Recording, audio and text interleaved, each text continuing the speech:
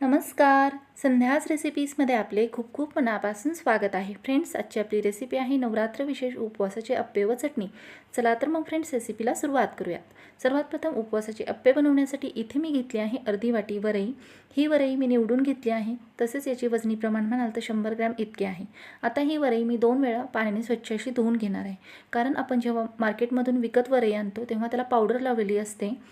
त्यामुळे इथे मी 2 वेळा पाण्याने स्वच्छ अशी ही वरई धुवून घेत आहे. तसेच वरई धुवून घेतल्यामुळे ही वरई पांढरी शुभ्र अशी तयार होते. तर इथे तुम्ही पाहू शकता वरई मी 2 वेळा पाण्याने स्वच्छ अशी धुवून घेतली आहे. तर आता ही वरई मी 2 तास भिजत ठेवणार आहे. त्यासाठी यामध्ये ॲड करत आहे 1 ग्लास पाणी. पाणी ॲड करून आता या वरईवरती झाकण ठेवून देत आहे. वरई इथे मी आता 2 तास भिजत ठेवणार आहे. वरई जी आहे ती मी 2 तास आता भिजण्यासाठी बाजूला ठेवून दिली आहे. तर इथे मी घेतला आहे पाववाटी साबुदाणा. याचे वजनी प्रमाण म्हणाल तर 50 ग्रॅम इतके आहे. हा साबुदाणाही वरईप्रमाणेच इथे मी निवडून घेतला आहे. तर इथे मी अर्धी वाटी वरईसाठी पाववाटी साबुदाणा असे प्रमाण घेतले आहे अप्पे बनवण्यासाठी. वरईप्रमाणेच आता हा साबुदाणा 2 वेळा पाण्याने इथे मी स्वच्छ असा धुवून घेत आहे. अशा प्रकारे साबुदाणा धुवून घेतल्यामुळे यामध्ये स्टार्चचे प्रमाण जे आहे ते कमी होते. स्टार्चचे प्रमाण कमी झाल्यामुळे आपले अप्पे जे आहेत ते चिकट असे बनले जात नाहीत. तर साबुदाणा इथे धुवून तयार आहे. आता यामध्ये ॲड करत आहे 4 ते 5 टेबलस्पून पाणी. 4 ते 5 टेबलस्पून पाणी ॲड करून आता हा साबुदाणा मऊसूत भिजण्यासाठी 2 तास इथे मी झाकून ठेवणार आहे. त्यासाठी यावरती एक मी झाकण ठेवून दिले आहे. 2 तासानंतर तुम्ही पाहू शकता वरई जी आहे ती आपली छान अशी ती भिजली गेली आहे. याचा कलरही बदलला गेला आहे. तुम्ही पाहू शकता मस्त असा पांढरा शुभ्र कलर याला आला आहे. या वरईमधील जे पाणी आहे ते मी इथे निथळून बाजूला काढले आहे.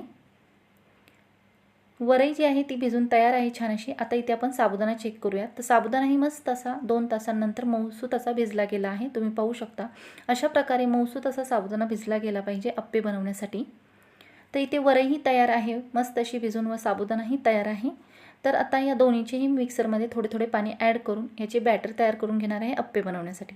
यासाठी साबुदाणा तसेच भिजवलेली वरई मिक्सरच्या पॉटमध्ये ॲड करून घेतली आहे. या साहित्यामध्ये थोडे थोडे पाणी ॲड करून याचे मी अशा प्रकारे इथे बॅटर तयार करून घेतले आहे. तर हे बॅटर जे आहे ते आपल्याला जास्त घट्ट असे बनवायचे नाही. तर इथे हे बॅटर घट्ट असे बनले गेले आहे.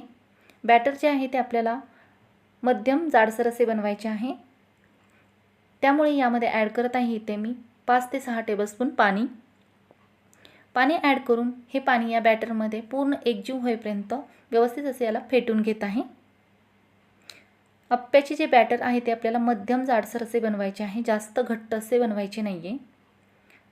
पाणी पूर्ण यामध्ये फेटून घेतल्यानंतर आता यामध्ये ॲड केले आहे एक हिरवी मिरची जी की मी बारीक अशी कट करून घेतली आहे. तसेच 1 टेबलस्पून जिरे.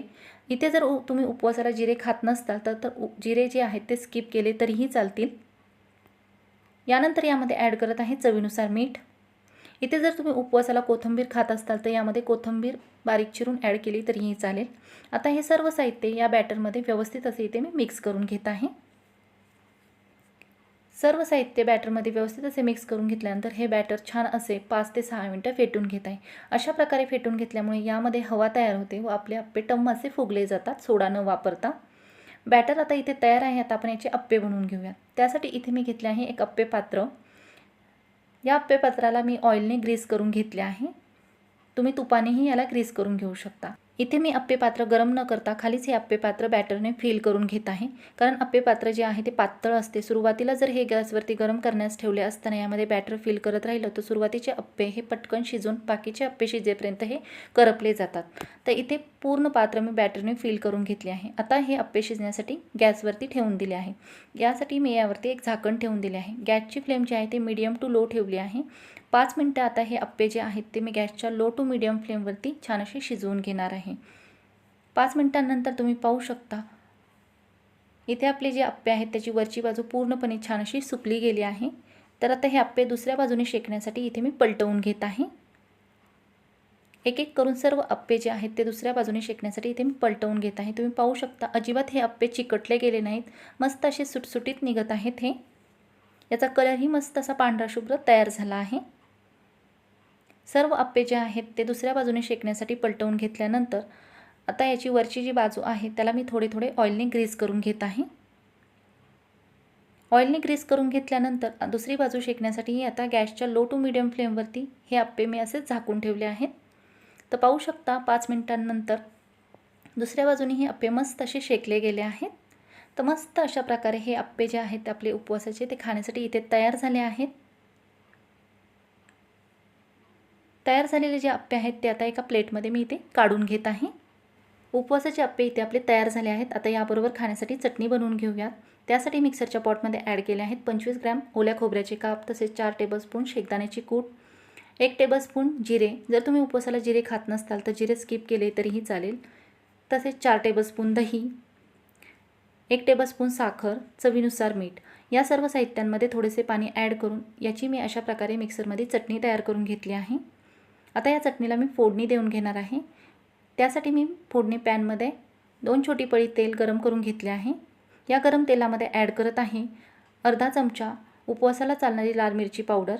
मिरची पावडर तेलामध्ये ॲड केल्यानंतर आता ही व्यवस्थित अशी मिक्स करून ही फोडणी जी आहे ती या चटणीमध्ये व्यवस्थित अशी मिक्स करून घेत आहे. तर इथे पाहू शकता मस्त अशा प्रकारे आपली उपवासाची चटणी खाण्यासाठी तयार झाली आहे. तर आता इथे मी मस्त अशी प्लेट सर्व करून घेणार आहे.